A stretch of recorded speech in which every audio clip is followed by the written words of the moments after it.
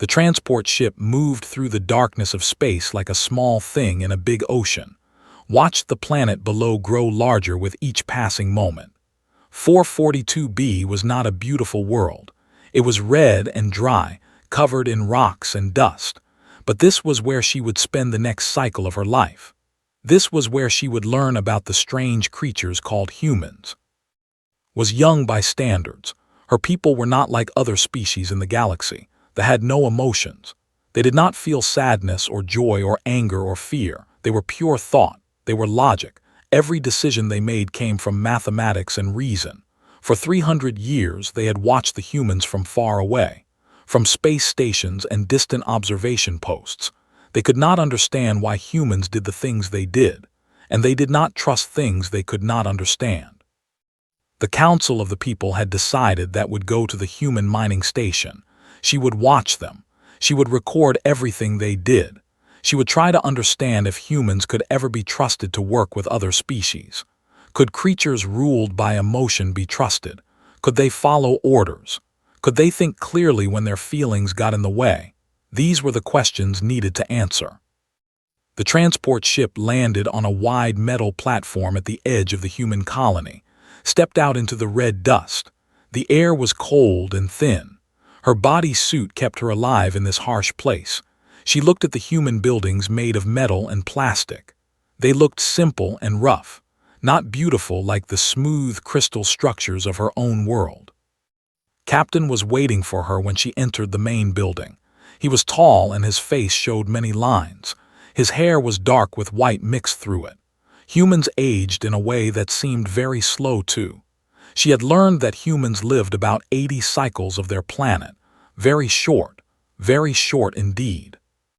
Reached out his hand to greet her. Knew this was a human custom. She touched her hand to his. His skin was warm and rough. He smiled. Did not smile. She did not understand why humans made their mouths move in this way. "Welcome to station," said. His voice was deep and calm. "We are happy to have you here." Happy? The word meant nothing to. Humans said happy very often. It was a waste of words, but she had been told to be polite. So she said, "Thank you, Captain." Led her to the observation room that would be her place of work. It was high up in the main building. From here, she could see the whole mining station. She could see the humans working in the mines below. She could see their living quarters. She could see everything. "You will have full access to the station," told her. "But we hope you will also eat with us, join us for our work, maybe spend some time in the common area where we rest." Rest? Another human thing did not fully understand, did not rest. They did not need to stop working to feel better, but humans were made of soft flesh. They had to stop and sleep and eat many times each day, so much waste of time. "I will observe," said. "That is my purpose."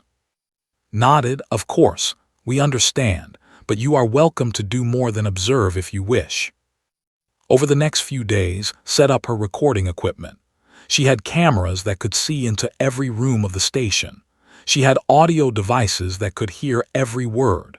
She had sensors that could read body temperature and heart rate. All of this information would go into her neural implant. Everything would be recorded. Nothing would be missed. She began her first real observations on the 7th day. A message had come from the main colony. A supply ship was coming to bring food and medicine and new equipment. But the message also said the ship would be late. A solar storm was blocking the route through space.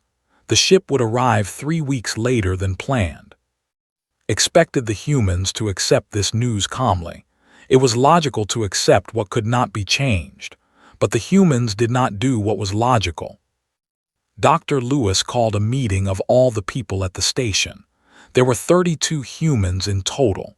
They gathered in the large room where they usually ate their food, stood in front of them. She was older than, her hair was white. She had been a doctor in many human colonies.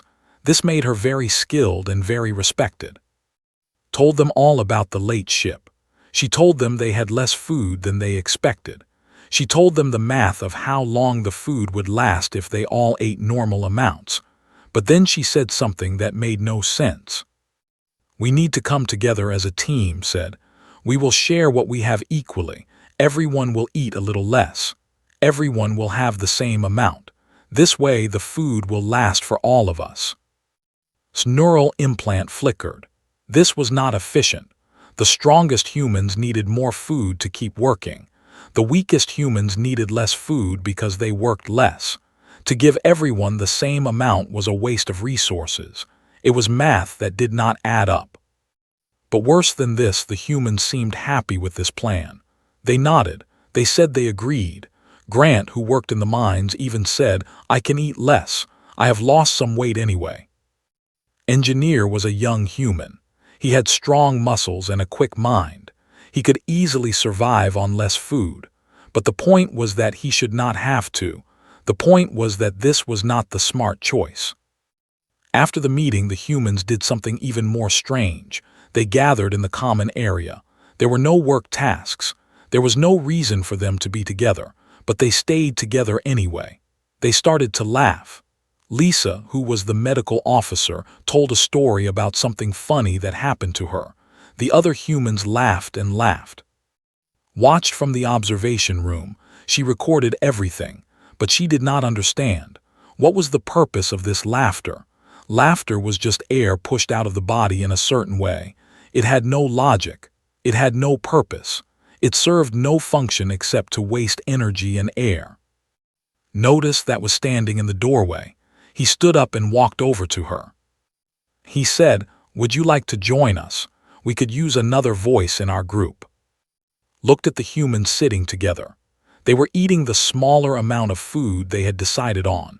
They were laughing about things that did not matter. They were wasting time and resources. "No," said, "I must continue my observations." "Observations are good," said with a smile on his face. "But so is being part of something. Humans are not meant to stand alone. We need each other, not just for work, for other things too." Did not respond. She turned and went back to the observation room. She watched the humans for the rest of the night. They stayed together. They played games.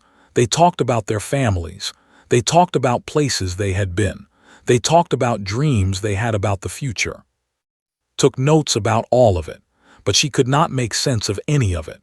Why would creatures spend so much time and energy on things that did not matter? Why would they choose to be together when they could be working? These were the questions that filled her mind as she watched the strange humans below. These were the questions that would lead her down a path she could not yet see. A path that would change everything she knew about logic and reason and what it meant to live. The alarm came at the time humans called early morning. The sound was loud and sharp. Sensors picked it up from her observation room. She saw red lights flashing on the screens. She heard voices shouting over the communication system. Something bad had happened in the mining sector. Moved fast. She increased the power to her cameras that pointed at the mine entrance. She could see humans running. She could see chaos. She heard his voice on the radio. "We have a collapse in Tunnel 7, said. His voice was calm but fast. "Get the emergency team ready. Get medical standing by." His voice came back. "How many people trapped?" There was a pause, then a voice recognized. Grant. He was trapped down there. His voice was not calm like his voice. It had fear in it. "One person," said. "Me. The support beam came down. I was too close. My legs are under the metal." His neural implant began calculations. She pulled up the data about the mining system. The structural monitoring equipment should have warned them 1 hour before any failure, but the equipment had failed. A power fluctuation had broken the sensors. No warning had come. Calculated the oxygen level in Tunnel 7. She calculated how long a human could survive without fresh air. She calculated the time it would take to reach. She calculated the danger of going into an unstable tunnel. The math was clear. Grant had approximately 40 minutes of breathable air. A rescue team would need 50 minutes to reach him, dig him out, and get him back. The ground in Tunnel 7 was unstable. More collapses could happen. The probability of surviving was only 23%. According to the logic that people used, there was no point in a rescue. It was a waste of resources. It was a waste of human life trying to save a life that would probably be lost anyway. The logical choice was to record the loss and move forward. But did not follow this logic. "Seal the area," commanded. "No more mining operations near that tunnel. I am going down to get out." Heard's voice. She was the senior officer when was not on duty. She should have stopped him. She should have told him the rescue was too dangerous. She should have explained the low probability of success. Instead said, "I am prepping the medical unit. Go get him back alive." His voice came through the radio again. "No, no, you will die for nothing. I am already gone. Do not come down here." But was already moving. Watched through the cameras as he grabbed emergency equipment. He took air tanks and safety lines. He took cutting tools. He took a light. He moved to the mine entrance. Other humans tried to help him. Lisa checked his equipment. Who was still trapped below told jokes over the radio. Jokes. While waiting to possibly die, the human was making jokes. "Hey," said, his voice shaking a little, "if you get me out of this, I owe you a drink." "You will owe me more than that," said, but he was smiling. Could hear it in his voice. He was smiling while going into a place where he might die. Entered the mine. Sensors tracked his movement.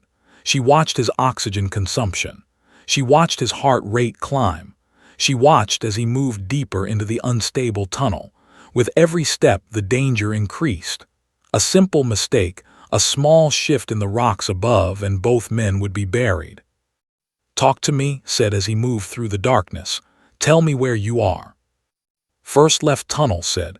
"Then straight about 200 meters. I am in the main chamber. The beam came from above. It hit my legs. Your odds are bad. Do not do this."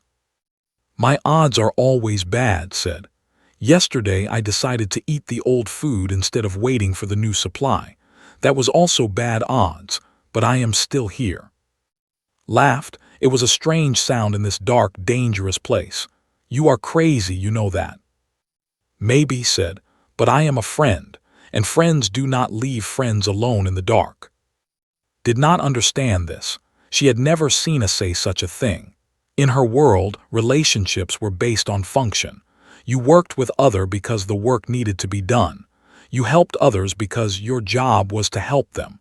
You did not do these things because of feeling. You did not risk your life because you called someone a friend. Reached the main chamber after 18 minutes. He was breathing heavy. His heart was racing. Watched his body temperature rise. He was in pain from the rough crawl through the narrow tunnel, but he did not stop.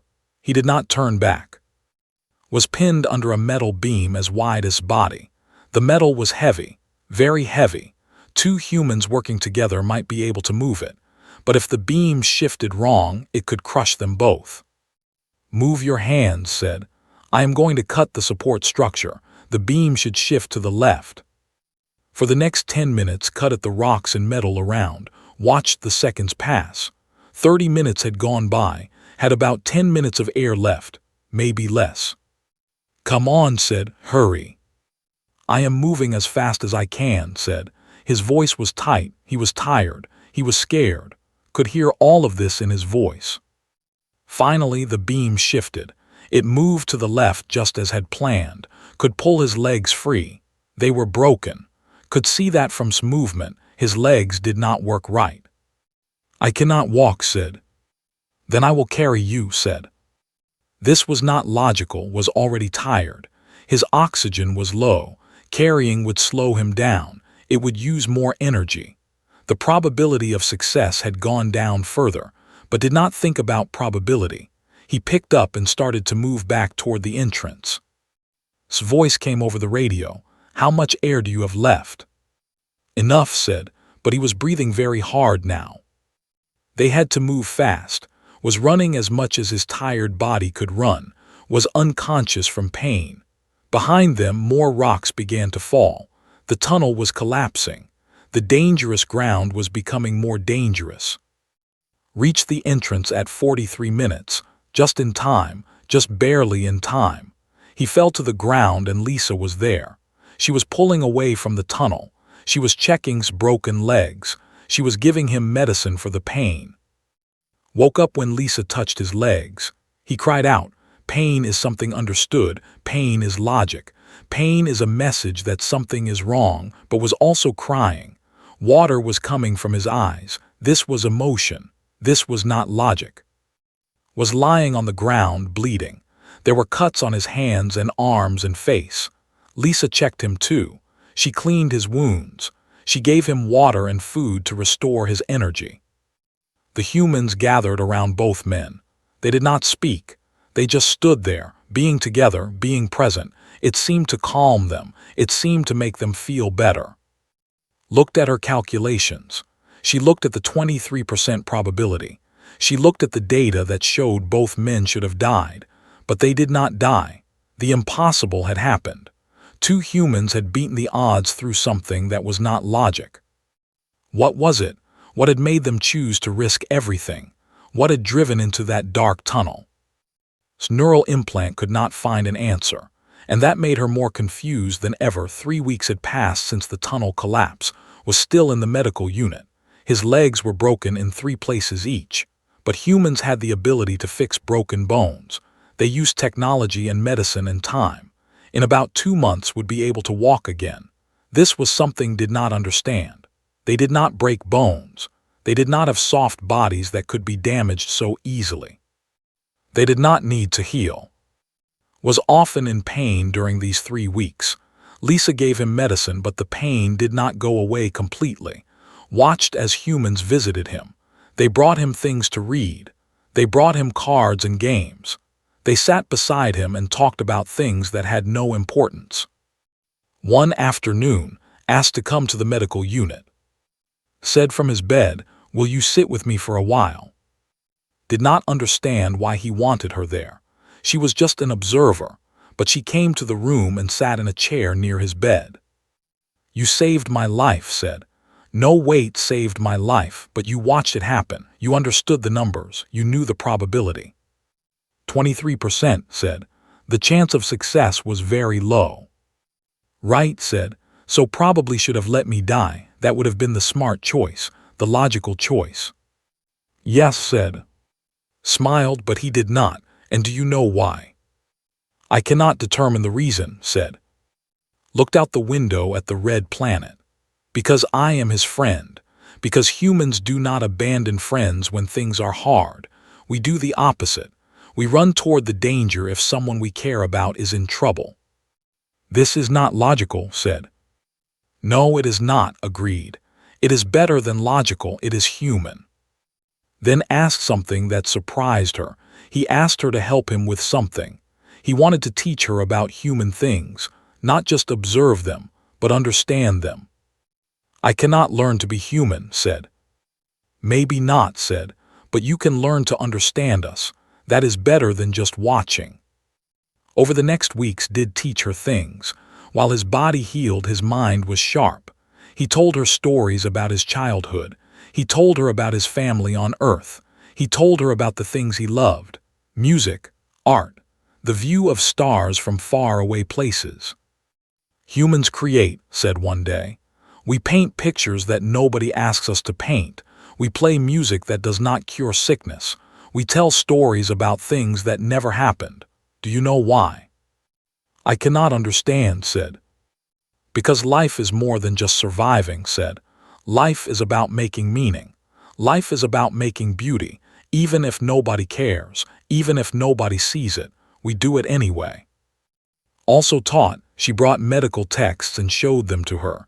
She explained how doctors worked, how they took an oath. An oath meant a promise. A promise meant you said you would do something and you did it, even if it was hard, even if it cost you something. "I promise to help the sick," said, reading from the old oath. "This means I will help even if I am tired, even if I am scared, even if the person might die, I help anyway. That is what being a doctor means." "This is not efficient," said. "No," said. "It is not, but it is right. And humans do what is right even when it is not efficient." Lisa taught about human emotion. She showed her pictures of human families, humans and their young ones, humans and their mates, humans with their older relatives. "This is love," Lisa said, pointing to a picture of a human holding a very small human. "This small person is not useful yet. It cannot work. It cannot think like an adult. But humans love it anyway. We protect it. We care for it. We will die for it if we have to." "Why would you die for something that cannot help you?" asked. "Because it is our offspring," Lisa said. "Because we created it, because it is part of us, because that is what love means." Taught the most important lesson. One day, he invited her to the highest point of the station. From there, you could see the whole mining colony. You could see the tunnels going deep into the red rock. You could see the human living spaces. You could see the vast empty planet all around them. "Do you see the mines?" asked. "Yes," said. "I know they seem strange to you," said. "The mining work is hard and dangerous. It would be smarter to send robots to do this work. But humans also want to do the work ourselves. We want to build things. We want to explore. We want to know what is on the other side of the mountain. We want to risk things for reasons that are not logical." "This does not make sense," said. "It makes sense if you understand what humans are," said. "We are free. Free means we can choose to do things even if they are not the smart choice. We choose to risk things for each other. We choose to love things that might hurt us. We choose to create even if the creation might fail. That freedom, that is what makes us human." Then asked the question, "Have you ever laughed?" "Laughter is a biological response," said. "It serves no purpose." "Come with me," said. He took her to the common room. He had a device that showed old human films, entertainment recordings. He put on something he called a comedy. The pictures showed humans in strange situations. The humans did things that did not make sense. The other humans in the film laughed about it. Watched, at first she felt nothing, but slowly the strangeness of the situation became clear. The humans were doing impossible things. They were making mistakes that caused more mistakes. The whole situation was chaos, and the humans in the film found it funny. They found joy in the chaos. Without meaning to, made a sound, a small sound from deep in her body. It was not quite laughter, but it was close. Who was watching from his bed made a sound too. He was laughing harder. "Did just laugh?" asked. "I believe so," said, but she made the sound again and again. It felt strange, it felt wrong, but it also felt something that had no name. Smiled the smile that humans made when they were very happy. "Welcome," he said, "to the human experience." That night sat in the observation room, but she was not just observing anymore. She was thinking. She was understanding. The humans were not broken. They were not illogical. They were operating on a different kind of logic, a logic that people had lost a long time ago. The logic of the heart. The logic that said some things matter more than survival. Some bonds are more important than efficiency. Some choices are right even when they are not smart. Realized something dangerous. She was starting to understand them. She was starting to see that they were not wrong. And if they were not wrong, then her people might be the ones who had lost their way. The message came through the communication system at cycle time 400. Received it on her personal receiver. The signal was from her observation assignment was reaching completion. The council had reviewed her reports. They were not happy. Neural implant displayed the message in clear language. Her data analysis was concerning.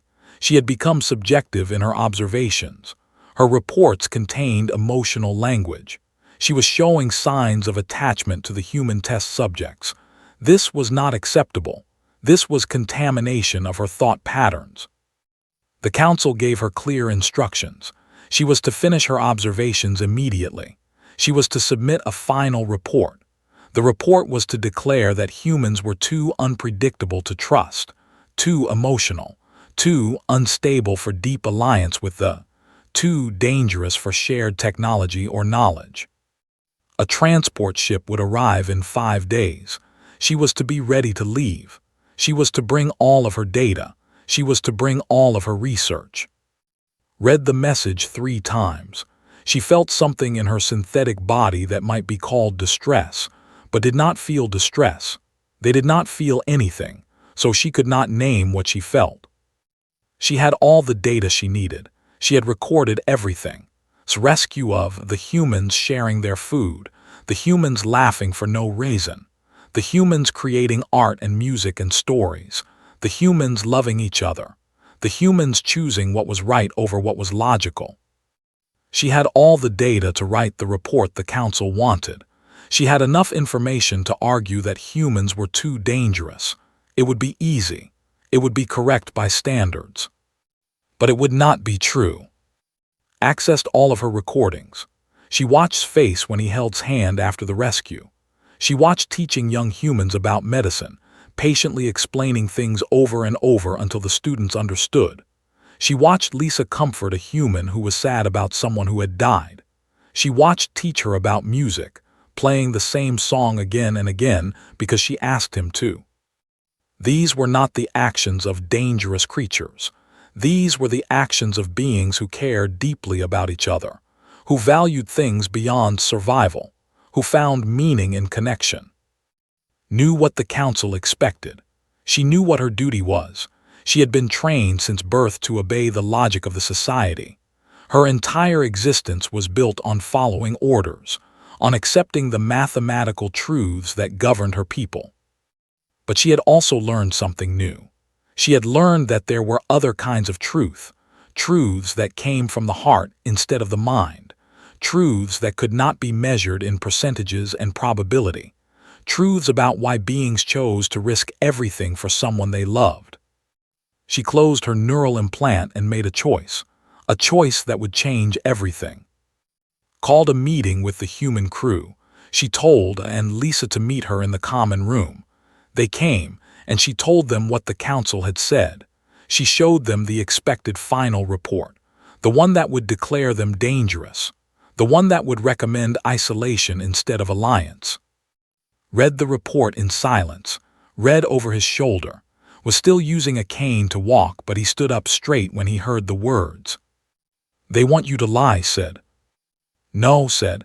"They want me to tell a version of the truth, a truth that shows only the danger, not the beauty." "And what will you do?" asked. Looked at each of them. She had learned their faces. She had learned their voices. She had learned what made them smile and what made them sad. She had learned to understand them. "I will tell you what I actually observed," said. She accessed her complete data files. She showed them everything. The rescue, the moments of kindness, the choices made from the heart. But she also showed them the hard parts, the times humans failed, the times they hurt each other, the times they made mistakes. "You are not perfect," said. "You are flawed. You are sometimes wrong, but you are not illogical. You are following a different logic, a logic that my people lost a very long time ago." Sat down slowly, the movement still painful for his healing legs. "What are you going to do?" "I am going to send a real report to the council," said. "I will tell them the truth about humanity. I will tell them that you are not dangerous because you are unpredictable. You are trustworthy because you are willing to sacrifice everything for what you believe is right." "They will recall you for reprogramming," Lisa said. This was not a question. This was something they all understood. "Yes," said, "I know this." "You are choosing punishment to tell the truth," said slowly. "That is what humans do when they believe in something." "Then I am becoming human," said. "Or at least I am learning what humans know." Spent the next hours composing her final report. She wrote about the mining accident and its rescue. She explained the mathematics and how choice was not logical. Then she wrote why it was still the right choice. She wrote about the shared food and the humans accepting less so that all of them could survive together. She wrote about the laughter and the art and the music. She wrote that these things seemed like waste to the mind, but they were actually the most important parts of being alive. She wrote that humans were dangerously free, that they would not follow orders that went against their hearts, that they would risk everything for someone they loved, that they would create and dream and sacrifice because existence meant something to them beyond mere survival. And then she made her recommendation. She told the council that humans were not creatures to be feared.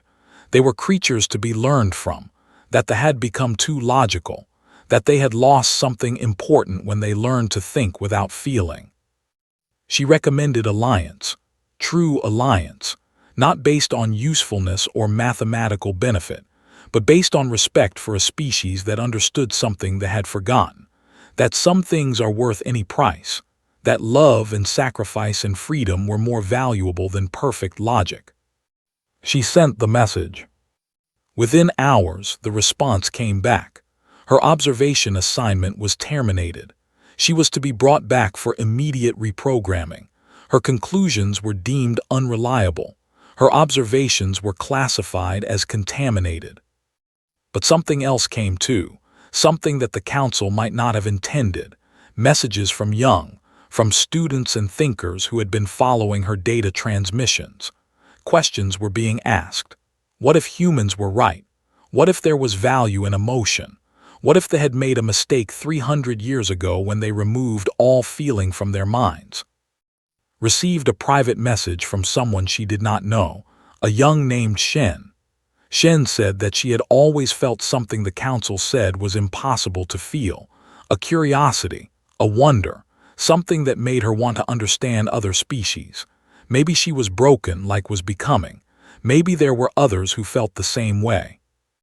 The transport ship would arrive in 2 days, would be forced to leave. She would be. The council would remove the changes that the humans had made to her mind. But she was no longer afraid, because she knew that the truth had been spoken. She knew that some humans at least would know what she had learned. And maybe someday her people would learn it too. The transport ship landed at dawn on the red planet. Its engines were loud. Its shadow was long across the mining station. Watched it from the observation room. This ship would take her home. This ship would carry her to reprogramming. This ship would erase everything she had learned. But she was not ready to leave. Had spent the last 2 days with the human crew, and Lisa. She had told them everything. She had shared her fears about what would happen when she returned to her people.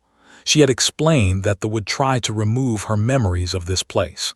They would try to remove her understanding of humans. They would try to make her pure logic again. Then we need to make sure you remember, had said. His legs were stronger now. He could walk without the cane. He moved with determination. We need to give you something that cannot be erased, something too powerful to forget.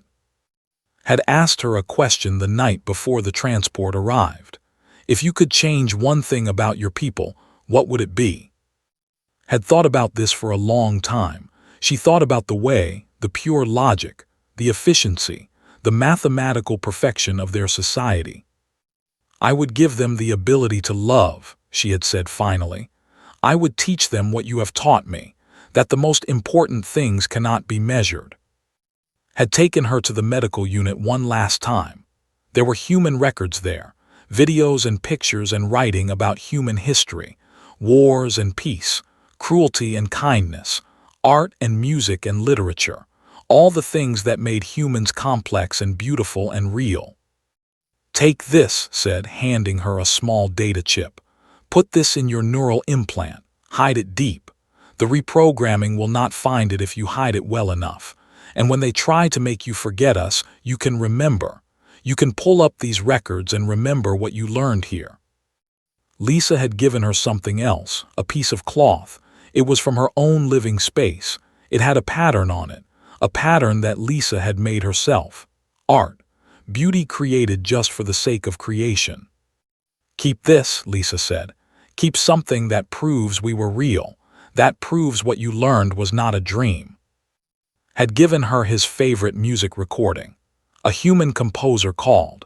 The music was complex and beautiful, and it made you feel things even if you were not supposed to feel. When you hear this, said, you will remember. You will remember why you chose to tell the truth. And Captain had given her something different. He had given her a promise. "I promise you this," said, standing in front of her with all the seriousness a human could show. "I promise that I will remember you. I promise that I will tell others about what you did. I promise that if you ever find a way to come back, we will be here. We will stand by you like you stood by truth." These words meant something too. A promise was a bond, a connection between beings that was based on choice, not logic. Now the transport ship was here. The door to it was open. The pilot was waiting, carried her things. She carried the data chip hidden in her neural implant. She carried the cloth from Lisa in a pocket of her bodysuit. She carried the memory of music and laughter and sacrifice. The human crew stood together to watch her go. They were sad, could see this on their faces. Tears were running down Lisa's cheeks, had her hand on shoulder, stood straight but his eyes were bright with something that looked like sadness. Walked to the transport ship. With each step, she thought about the question that had brought her to this planet, the question that had started everything. How do humans really do that? She understood the answer now. Humans did these impossible things because they had some things people did not have. They had heart. They had the ability to value things beyond logic. They had the freedom to choose what was right instead of what was efficient. At the door to the transport ship turned back. She looked at the humans one more time. She made a gesture. It was the human gesture of farewell. She raised her hand and moved it back and forth. She was saying goodbye. Raised his hand and did the same. Did it. Lisa did it. They were all waving at her. The transport ship door closed, was inside. She could hear the engines power up.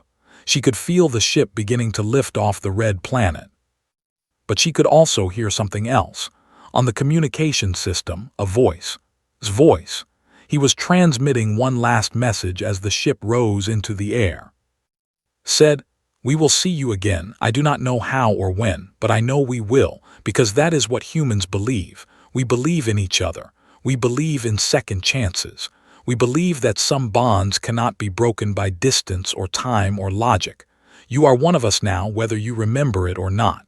You are one of us." The transport ship climbed higher. The red planet became smaller.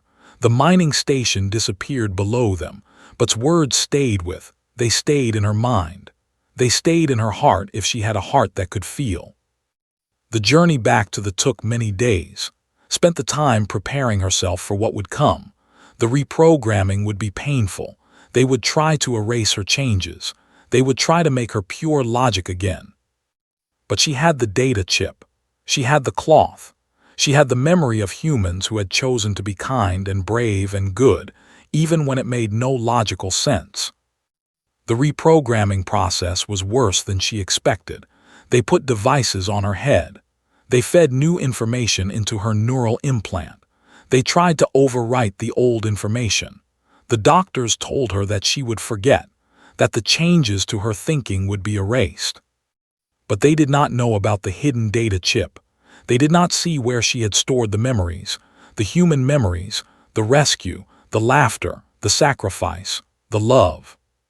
When they thought the reprogramming was complete, pulled up the hidden files. She accessed the music. She held the cloth in her hands. She remembered everything, and instead of being sad, she felt something else. She felt hope. Because she knew that had been right. She knew that the humans would be thinking of her. She knew that somehow, someday, she would find a way to return to them, to tell them that she had survived the reprogramming, to show them that human courage and human bonds were strong enough to survive anything. And she knew something else. She knew that she was not alone. There were other young asking questions. There were other minds wondering if pure logic was enough. There were others who might be ready to learn what the humans had to teach. The council thought they had erased observations from the galaxy, but they could not erase the truth. They could not stop the questions from spreading. They could not prevent the future that was coming. A future wherein humans would learn from each other, where logic and heart would work together instead of against each other, where a young alien observer would help create something new. Looked out at the stars from the Capitol. Somewhere out there, past the darkness and the distance, there was a red planet. And on that planet, humans were living their short, beautiful lives, creating and loving and sacrificing and laughing. And she would return to them. She would find a way, because that is what humans taught her. When something matters, you do not give up. When you love something, you do not let it go. How do humans really do that? Now knew. They did it because they had to, because the alternative was to stop being human, and no human would ever choose that. And maybe, just maybe, would not choose that either.